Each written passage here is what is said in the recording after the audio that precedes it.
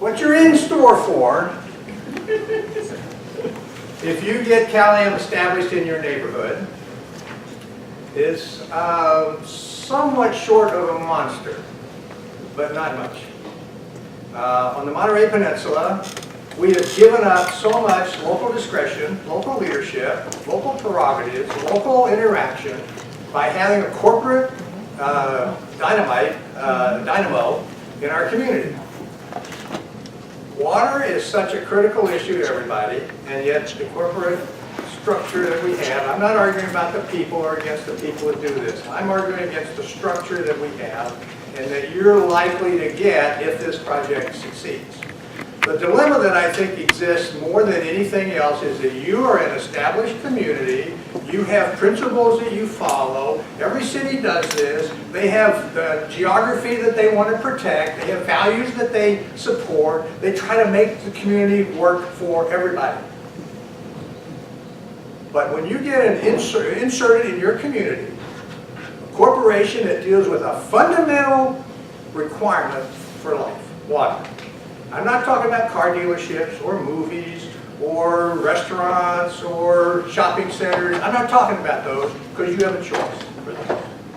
You have a choice of where you go, where you eat, what movie you go to, when, where, whatever.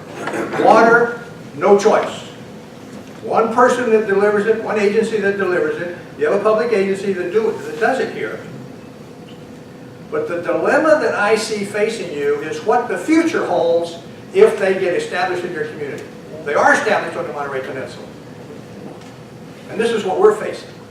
When we have to deal, when there's a water rate issue, a water increase of any kind, or a water project of any kind, we need to go to San Francisco to have a discussion about it. There's only one public hearing that Cal-Am is required to have in the community where they're expecting to make have a project or increase rates or have some cost issue related to you. They're only required to have one public hearing.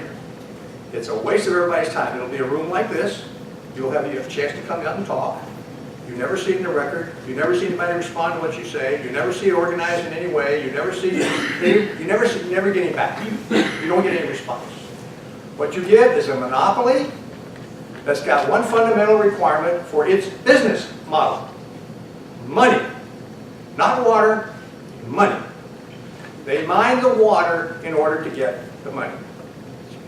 You're really being mined for your money. Now, I'm not against corporations, but I am against corporations that have a dominant role, complete control over a fundamental resource that everybody has. You're a captured audience, you have to have it. The business model is terrific for Cal-Am and any corporation that provides water. That's why most water providers in the entire country, entire United States, are public agencies. 87% of all residents get water from public agencies. We're a unique anomaly on the peninsula by having Cal-Am. And you don't want them. Here's the options that Cal-Am has. They could be in another community, or they could be somewhere else where there is no community, essentially. Or where there's been recommendations where it's zoned for that, for some kind of industrial activity. They could be in West Landing. They don't have to be here. So when you're facing the dilemma of what happens to your community, what happens to the water, they're not going to provide you with your water. That's not the point. The point is they can contribute to, contribute's a bad word here, they can help destroy your community. And I'm using harsh words because we were experiencing it on Monterey Peninsula.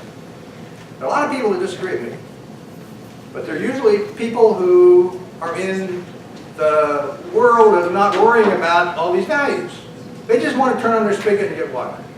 Most people, they get it. That happens. And maybe they don't pay that much, or maybe they don't care how much they pay, or maybe they don't see the dilemma. That's okay. That's why we have a democracy. What we have on the Monterey Peninsula is an initiative that's going forward in the November election.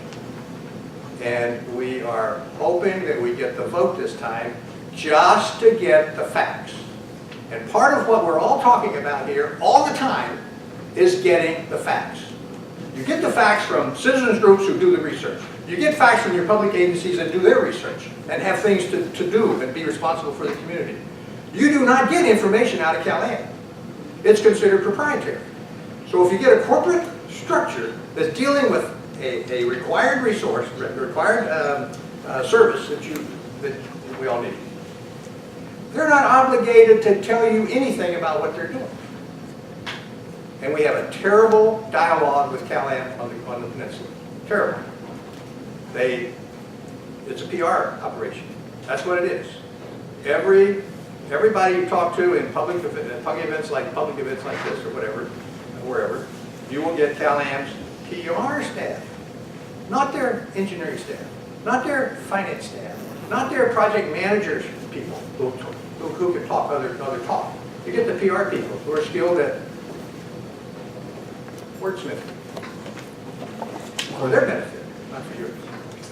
So I got to get off the podium. I'll be back. but I want you to be very, very careful about listening to what the people who have the facts say. Question them if you want to. And look, where's Cal-Am? Where are the facts from that other side? You don't get it. Because they don't operate in the world of facts. They operate in the world of influence. Influence of PR.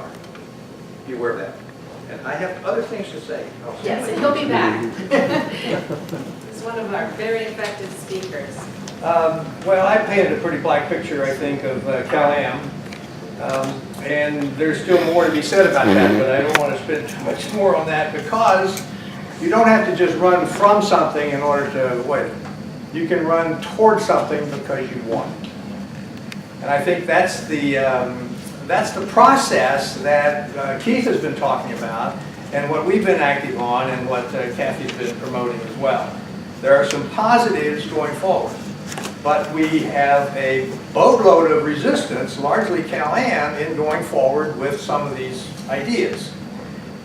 Everybody is beginning to acknowledge that litigation is probably going to happen if Cal-Am proceeds and PUC approves what they're doing. Litigation will bring everything to a halt. We won't get our water. You won't get damaged. But nothing happens because everything stops. And the bills are going to rack up because of litigation. And we're all going to see more bills just because of litigation, and we're still not getting a solution to our water supply problem. But there are things that are taking place that do provide water supply in the short run. And Keith's very much part of that. I think we're lucky in our area for the first time in ages, and I haven't been here for ages, but 20 years, and I've never seen the leadership of the three major water agencies in this area. You got Marina Coast with Keith. You got the Pure Water Monterey, or the Reclaim, the sewage treatment process. That has Paul Shudo. And then the Water Management District has David Stolt. Never have we had three such stellar, and I'm just be embarrassed for a minute. They're outstanding professionals, they're conscientious, they're smart, they're energetic, they work together, they work together, they work together. That's the main thing. You cannot say that Cal-Am works together with anybody. The big project they had a few years ago, which Keith was just talking about 10 years ago, was approved by everybody. Everybody was on board. There was public ownership, there were public partnerships, there was shared costing, there was a regional benefit from that project, the regional Desal project. And it died. And the major contributor to dying was Cal-Am withdrew the financing. There were some rough spots. There always are. But Cal-Am withdrew its financing. That whole thing caved. Cal-Am came back into the whole picture, taking most of the plans that were approved in the past, and instead of public ownership of Desal, Cal-Am says we'll own it. Instead of the county running the pumps, Cal-Am says we'll do it, and we'll put it basically in the same area, and then we'll run everything, and you'll all be happy. Well, our peninsula has been without a water supply solution for a long time. So everybody said, yeah, whatever. Cal-Am has a history of starting a project and failing. They are headed right down that same road on this project. But what's good about the projects and the project ideas that Keith is working on, Pure Water is working on, Water Management is working on, solves the problem, It's less costly. They're cooperating and sharing the resources and sharing the infrastructure responsibility, sharing the financing responsibility. They're short-range solutions that, I mean, they're on track with approved projects right now that can be implemented. Cal-Am still has all these approvals they have to get and fight the litigation. Most of the water sources in the short-range issues, Keith just mentioned them briefly. I don't want to go into them, but they're three just small components that are all driven by Marina Coast and the Pure Water Monterey Project, and also with Water Management District helping in the finance.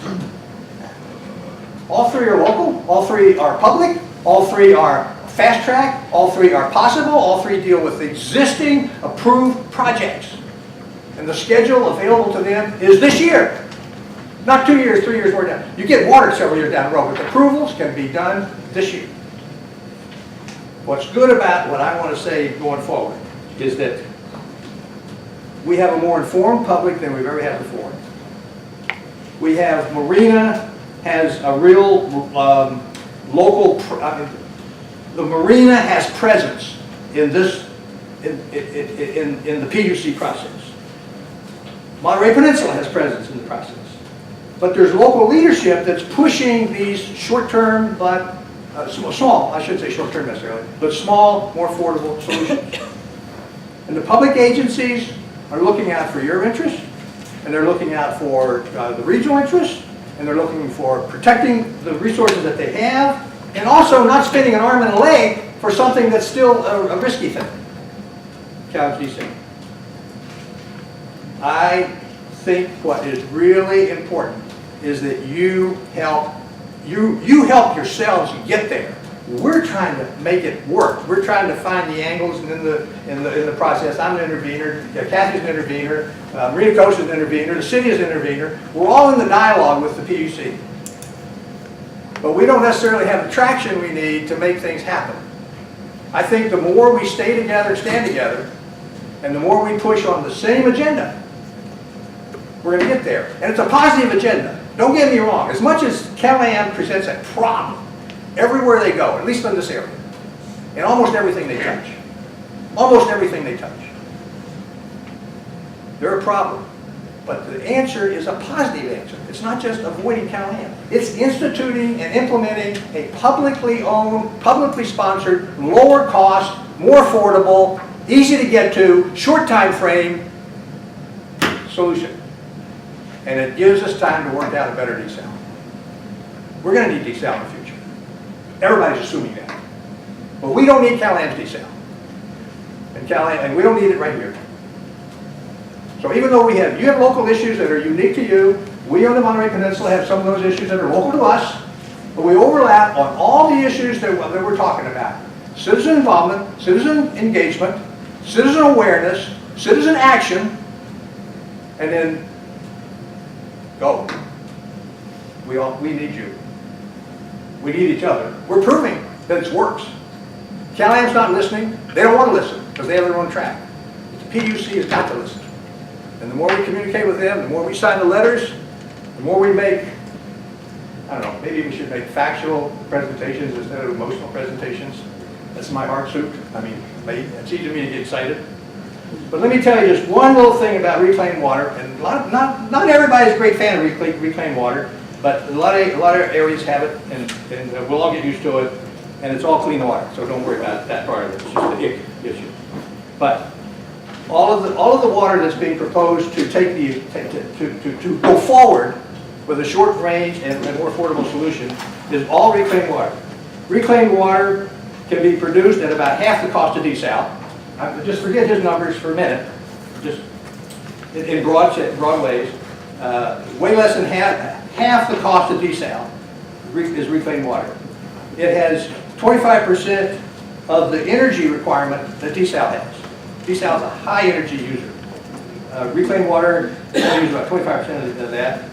And the waste product that's produced from the reclaimed water is about 20 to 40% less than the volumes that are created out of desal.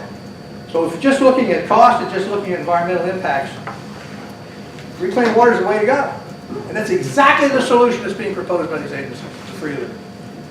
we got the package, we got the people, we got the half the interest, I think, of the community. We need the other half. You can help us. Please sign these letters and support your agencies and support your mayor. He's been terrific, by the way, on the road. Thank you very much, Joe.